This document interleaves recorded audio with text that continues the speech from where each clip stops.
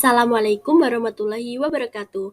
Hai semuanya, selamat datang di video pembelajaran kita hari ini. Di sini kita akan belajar materi IPA kelas 7 mengenai klasifikasi makhluk hidup. Untuk capaian pembelajaran dari materi ini adalah peserta didik mampu melakukan klasifikasi makhluk hidup dan benda berdasarkan karakteristik yang diamati. Selanjutnya, peserta didik mampu melakukan pengamatan terhadap fenomena dan peristiwa di sekitarnya dan mencatat hasil pengamatannya dengan memperhatikan karakteristik objek yang diamati. Untuk capaian pembelajaran dari materi ini adalah tujuan pembelajaran dari materi sistem klasifikasi makhluk hidup ada 4. Yang pertama, yaitu peserta didik mampu mengklasifikasikan makhluk hidup dan benda berdasarkan karakteristik yang diamati menggunakan tabel klasifikasi dengan tingkat ketepatan yang baik.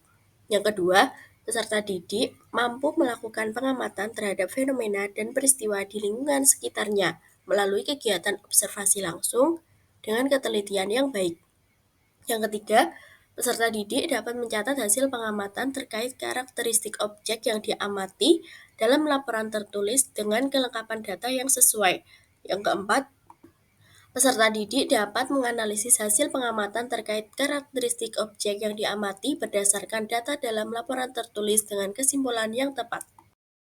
Pernahkah kalian berpikir mengapa makhluk hidup di dunia ini begitu sangat beragam tetapi dapat dikelompokkan dengan sangat rapi, mulai dari hewan yang bisa terbang, hewan yang dapat hidup di dalam air, hingga mikroorganisme yang tidak terlihat oleh mata.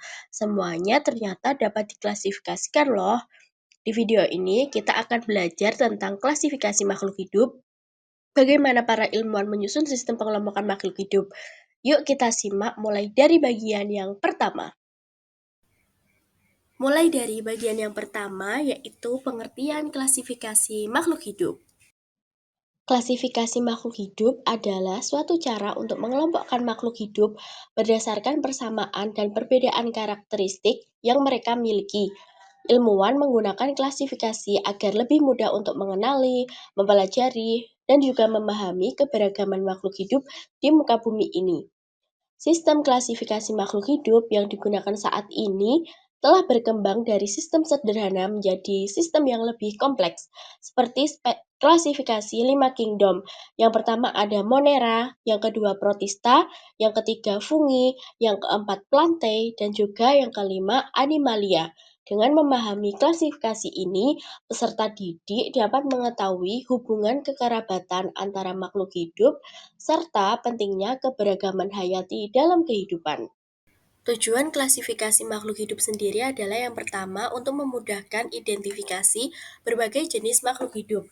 Yang kedua, untuk mengetahui hubungan kekerabatan antar makhluk hidup. Yang ketiga, memahami peran makhluk hidup dalam ekosistem. Yang keempat, untuk mendukung penelitian dan juga konservasi dalam keanekaragaman hayati. Lanjut ke bagian yang kedua, yaitu karakteristik klasifikasi makhluk hidup. Masuk ke bagian yang kedua, yaitu karakteristik makhluk hidup. Yang pertama, makhluk hidup memiliki kemampuan untuk bergerak. Kemampuan untuk bergerak merupakan karakteristik dasar dari kehidupan. Gerakan hewan dapat dengan mudah kita amati, yaitu hewan dapat bergerak secara aktif.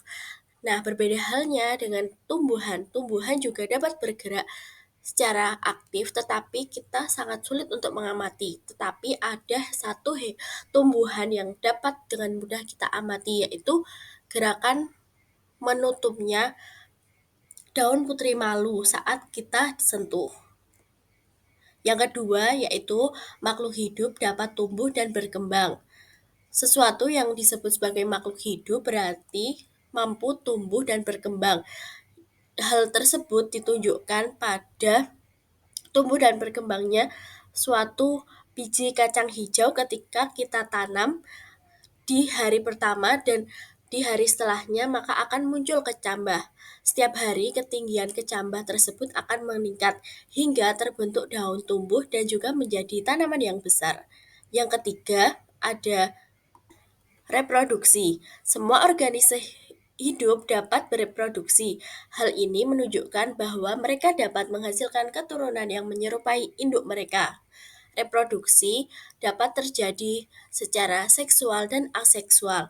Reproduksi seksual contohnya terdapat pada ayam bertelur, dan reproduksi aseksual terjadi pada pembelahan pada amoeba.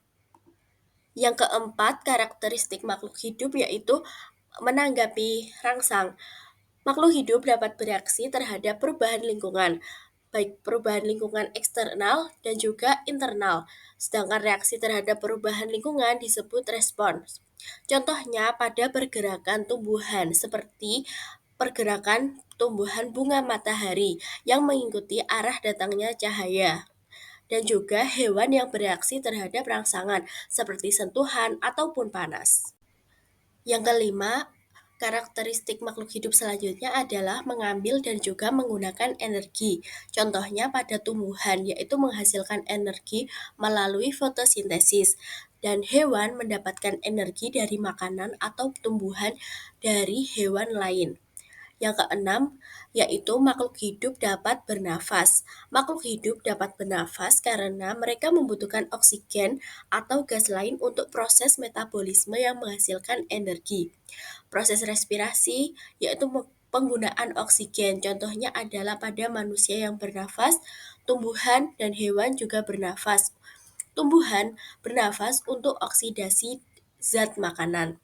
Yang ketujuh, makhluk hidup menghasilkan zat sisa. Contohnya pada proses ekskresi seperti pengeluaran karbon dioksida ataupun urin. Terdapat banyak sekali proses biokimiai dalam tubuh makhluk hidup. Selain menghasilkan produk yang berguna, reaksi juga menghasilkan zat sisa yang bersifat racun bagi tubuh. Contohnya ya tadi, yaitu pengeluaran karbon dioksida ataupun urin. Yang terakhir yaitu makhluk hidup tersusun dari sel. Sel adalah unit struktural dari makhluk hidup. Contohnya manusia yaitu multiseluler dan amoeba yaitu uniseluler atau bersel satu. Masuk ke bagian yang ketiga yaitu pengelompokan makhluk hidup. Klasifikasi atau pengelompokan sangat penting untuk mempermudah hidup setiap orang, termasuk ilmuwan, untuk mempelajari dan juga mengidentifikasi berbagai jenis makhluk hidup. Contohnya, ketika kita mengunjungi supermarket dan ingin membeli sabun, maka kita akan pergi ke rak perlengkapan mandi. Dan jika kita ingin membeli jajanan, maka kita akan pergi ke rak jajanan. Oleh karena itu, klasifikasi sangat penting dilakukan dan semua jenis barang juga harus dikelompokkan berdasarkan karakteristik tertentu. Selanjutnya ada kunci klasifikasi. Untuk membuat klasifikasi lebih mudah, para ilmuwan menggunakan sebuah model yang disebut kunci klasifikasi. Kuncinya harus sederhana, jelas, dan juga mudah digunakan.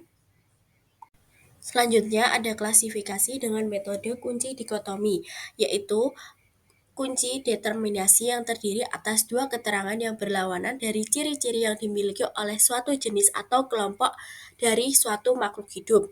Kunci dikotomi memiliki dua pilihan di setiap cabang. Kunci ini dimulai dari atas dengan kelompok yang lebih besar dan perlahan-lahan dibagi menjadi kelompok lebih kecil dan lebih kecil lagi sampai tidak ada lagi pilihan yang memungkinkan. Nah, di sini contoh kunci dikotominya adalah pada hewan vertebrata, yaitu yang pertama vertebrata. Vertebrata apakah memiliki rambut? Jika iya, dia adalah mamalia. Jika dia tidak memiliki rambut, apakah dia memiliki bulu? Jika iya, maka dia disebut sebagai unggas. Nah, jika tidak memiliki bulu, apakah kulitnya termasuk kulit yang kering? Jadi, jika iya, maka ia termasuk ke dalam reptil. Jika tidak termasuk kulit kering, maka apakah ia bersisik? Nah, jika iya, maka ia termasuk ke dalam kelompok ikan. Jika tidak termasuk kelompok bersisik, maka ia masuk ke dalam amfibi, yaitu katak. Selanjutnya, ada klasifikasi dengan metode kunci determinasi format tabel, yaitu kunci klasifikasi makhluk hidup yang dibuat berdasarkan deskripsi dalam bentuk tabel. Kunci determinasi ini dapat dikotomi yang memuat dua pilihan ataupun terdiri atas banyak pilihan. Berikut adalah tabel kunci determinasinya. Nah, Kalian bisa membaca sendiri ya untuk tabelnya. Nah, untuk di sini kita mengambil contoh klasifikasi dari ikan lele, yaitu 1B memiliki tulang belakang, 2B tidak memiliki rambut, 3B tidak memiliki bulu, 4B berkulit basah, 5A memiliki sisi. Nah, maka klasifikasi dari ikan lele adalah kelas Pisces. Lanjut ke bagian yang keempat, yaitu urutan taksonomi makhluk hidup. Urutan taksonomi makhluk hidup dari takson yang tertinggi adalah kingdom atau kerajaan, yaitu tingkatan taksonomi tertinggi yang mencakup kelompok organisme dengan karakteristik umum yang sangat luas. Contohnya adalah kingdom animalia atau hewan. Selanjutnya plante atau tumbuhan dan juga fungi atau jamur. Yang kedua, filum atau divisio, yaitu filum divisi yang berada di bawah kingdom dan mengelompokkan organisme berdasarkan ciri anatomi serta fisiologi utama. Contohnya adalah filum chordata yang mencakup hewan bertulang belakang dalam kingdom Animalia, atau divisi Spermatophyta yang mencakup tumbuhan berbiji dalam kingdom Plantae. Yang ketiga adalah klasis atau kelas, yaitu tingkatan yang lebih spesifik dari filum ataupun divisi. Organisme dalam satu kelas memiliki kesamaan ciri yang lebih banyak dibandingkan dengan yang ada di filum. Contohnya adalah kelas Mamalia dalam filum Chordata yang mencakup hewan menyusui seperti manusia, kucing, dan juga paus. Selanjutnya ada ordo atau bangsa yang mengelompokkan beberapa famili dengan karakteristik yang lebih spesifik dibandingkan kelas. Misalnya, dalam kelas Mamalia terdapat Ordo Carnivora yang mencakup hewan pemakan daging seperti harimau, singa, dan juga anjing. Selanjutnya ada famili adalah tingkatan yang lebih spesifik dibandingkan ordo, di mana organisme dalam satu famili memiliki atau mencakup kucing besar dan juga kucing kecil, seperti singa, harimau, dan juga kucing domestik. Selanjutnya ada genus, yaitu merupakan marga atau kumpulan spesies yang sangat mirip satu sama lain dalam satu famili. Contohnya adalah genus Panthera yang mencakup jenis harimau, singa, dan juga macan tutul. Selanjutnya adalah spesies, yaitu tingkatan dasar dalam klasifikasi yang mencakup organisme dengan ciri yang sangat mirip dan dapat berkembang menghasilkan keturunan yang fertil. Nah, spesies ini juga termasuk ke dalam takson terendah yang berisi makhluk hidup yang sangat mirip dan dapat menghasilkan keturunan yang subur. Bagian yang kelima atau bagian yang terakhir yaitu klasifikasi makhluk hidup 5 kingdom. Yang pertama ada kingdom Monera. Kingdom Monera adalah kingdom yang beranggotakan organisme yang bersifat prokaryotik atau tidak memiliki membran inti sel. Bakteri juga dapat digolongkan ke dalam kingdom Monera. Contohnya adalah bakteri yang hidup di dalam susu basi dan berukuran sangat kecil. Nah, karakteristik atau ciri-ciri dari kingdom Monera adalah bersel satu, tidak memiliki organel, dan juga terikat dengan membran. Yang kedua ada kingdom Protista.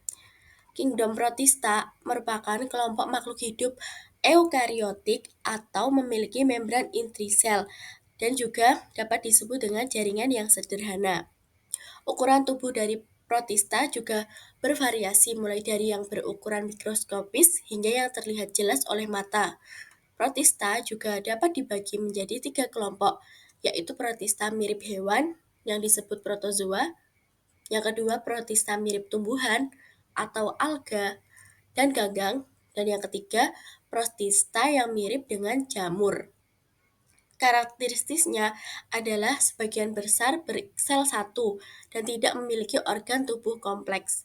Yang ketiga ada kingdom fungi. Kingdom fungi atau organisme yang digolongkan ke dalam kingdom fungi atau jamur memiliki ciri eukariotik.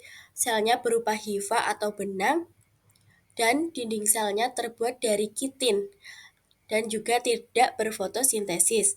Ciri-cirinya adalah heterotrof, memperoleh makanan dari bahan organik lain, Nah, contohnya adalah terdapat pada jamur dan juga ragi. Yang keempat ada kingdom Plantae. Organisme yang digolongkan ke dalam kingdom Plantae memiliki karakteristik yaitu eukariotik, berdinding sel, memiliki kloroplas, dan jaringannya terdiferensiasi menjadi organ akar, batang, dan juga daun. Organisme yang berklorofil juga berperan sebagai produsen. Nah, contohnya pada kingdom Plantae adalah tumbuhan berbiji dan juga lumut. Nah, selanjutnya ada kingdom Animalia. Kingdom Animalia adalah kelompok organisme eukariotik yang bersifat multiseluler dan juga heterotrof yang memperoleh makanan dari organisme lain dan juga tidak memiliki dinding sel. Nah, kingdom Animalia ini juga dibagi menjadi berbagai filum seperti Chordata atau hewan bertulang belakang, Arthropoda, serangga atau laba-laba, moluska, cumi-cumi dan siput, dan juga banyak lagi. Nah, ciri-cirinya adalah umumnya dapat bergerak dan tubuhnya juga multiseluler. Contohnya terdapat pada manusia, kucing, dan juga ikan. Sekian materi yang dapat saya sampaikan. Semoga materi yang saya sampaikan dapat menambah wawasan kalian dan membuat kalian lebih semangat lagi belajar IPA. Jangan lupa, alam ini penuh misteri dan juga klasifikasi adalah salah satu kunci untuk memahaminya. Wassalamualaikum warahmatullahi wabarakatuh.